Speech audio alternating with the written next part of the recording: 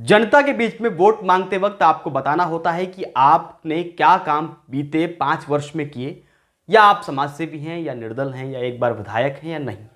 इन सब बातों को एक रिपोर्ट कार्ड के रूप में पेश करके जनता के बीच जाना होता है और बताना होता है कि हमने आपके बीच में समाजसेवी के रूप में या किसी पद पर रहकर ये काम किए, इसके आधार पर आप वोट दीजिए। लेकिन अगर आपके कामकाज पर सवाल इस तरह लगे कि आपके कामकाज की जरूरत ही जनता को नहीं, क्योंकि आपके ऊपर एक गद्दार शब्द का टैग लग गया है।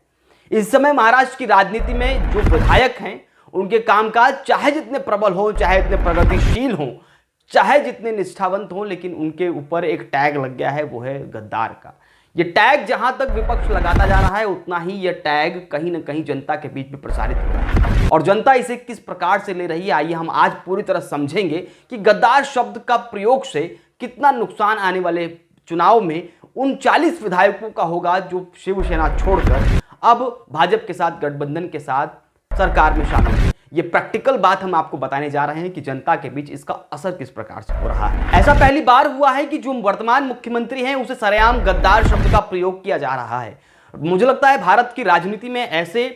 कार्यकाल पहली बार देखने को मिल रहे हैं जिसमें सरेआम जनता सड़क पर उतरकर कई सारे ऐसे आरोप लगा रही है जिसे सार्वजनिक करना और सार्वजनिक बोलने के प्रति एक बार विचार करना पड़ता है। भ्रष्टाचार के आरोप लगाना, सरकार कामकाज ढंग से नहीं कर रही है, नजरअंदाज कर रही है जनता से, वो काम नहीं कर रही इसकी वो मांग कर रही है, इस तरह के आरोप तो आम बात हो जाती है। लेकिन अगर आरोप ऐसे लगे कि वो गद्दार हैं, खोखे लिए, इस तरह के आरोप गंभीर हो जाते हैं और इन गंभीर आरोप पर मुकदमे भी दर्ज होते हैं और कहीं ना कहीं कोर्ट तक मामला जाता है। लेकिन इस समय संपूर्ण महाराष्ट्र के गली गली में इस तरह की चर्चाएं हैं और इस तरह की चर्चाओं की वजह चाहे विपक्ष कर रहा हो, चाहे पक्ष कर रहा हो, चाहे बचाव में किया जा रहा हो और चाहे आरोप लगाए जा रहे हो, इस तरह के आरोपों से जनता में कैसा असर हो रहा है उसे जरा समझते हैं। गांव गांव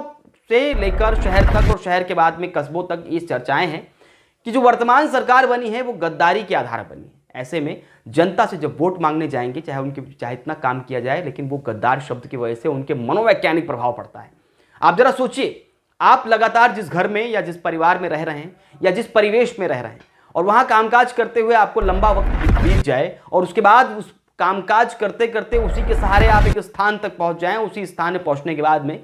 आप उसी के साथ गद्दारी कर दें, यानी उसे छोड़कर किसी और के साथ चले जाएं और उसी कुनबे को, उसी घर को, उसी आशियाने को तोड़कर उसे अपना बनाने का प्रयास करें, तो कहीं ना कहीं गद्दारी शब्द का प्रयोग होता है। और ऐसे में जो माहौल बनता है आस पड़ोस में और मोहल्ले में या शहर में, वो बड़ा खराब बनता है। उससे आपकी छवि, चाहे इतनी आप लग्जरियस हो जाएं, लेकिन आपकी छवि पर सवाल खड़े हो जाते हैं। ऐसे ही वर्तमान सभी विधायक जो लगातार शिवसेना से छोड़कर शिंदे गुट में शामिल हुए और शिंदे गुट में लगातार काम कर रहे हैं, अब वो चाहे सरकार में शामिल हो या ना हो। कई खासदार ऐसे हैं जो केंद्र की सत्ता में समर्थन के साथ में वो खासदार हैं, लेकिन फिर भी उन्हें गद्दार कहा जा रहा है। कई ऐसे लोग हैं जो शिंदे गुट में शामिल हुए, तालुका प्रमुख, जिला प्रमुख, ये शाखा प्रमुख, उन्हें भी गद्दार कहा जा रहा है। ऐसे में गद्दार शब्द का प्रयोग बहुत ही लंबा और बड़ा होता जा रहा है और गद्दार शब्द के प्रयोग के साथ में जब वोट मांगने जाएंगे तो जनता के बीच में असर किस तरह होगा, इसे समझने की जरूरत है। आज महाराष्ट्र की राजनीति में पहली बार ऐसा हो रहा है जहां गद्दार पूरी तरह घूम रहा है।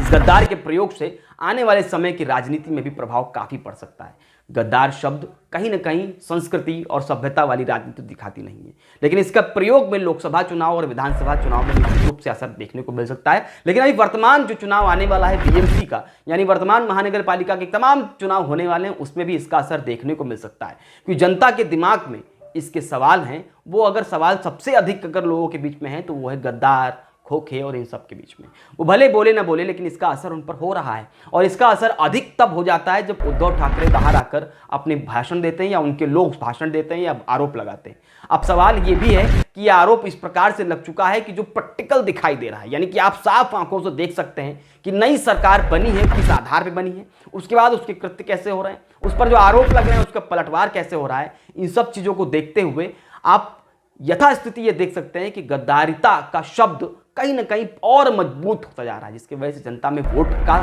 जो प्रयोग है वो नुकसान कर सकता है शिंदे गुट को और उनके विधायकों को। आने वाले समय में उनका भविष्य किस प्रकार होगा ये तो पता नहीं, लेकिन जिस तरह से गद्दार शब्द पूरे संपूर्ण महाराष्ट्र में घूम घूम कर लोगों के बीच में, दिमागों में, लोगों के मस्तिष्क में चल रहा है, उसका असर निश्चित रूप से आने वाले समय में देखने को मिलेगा। अब गद्दारिता में कितनी सच्चाई है, कितनी नहीं, कौन निष्ठावंत है, कौन नहीं, ये जनता आने वाले समय वोट देने के बाद तय करेगी। आज के लिए इतना ही, धन्यवाद।